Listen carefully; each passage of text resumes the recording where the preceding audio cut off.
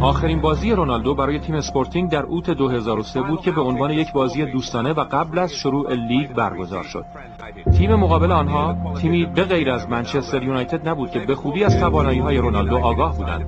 روز قبل از این بازی باشگاه‌های اسپورتینگ و یونایتد یک قرارداد مقدماتی امضا کرده بودند که بر طبق آن قرارداد رونالدو می‌توانست 1 سال بعد به یونایتد برود.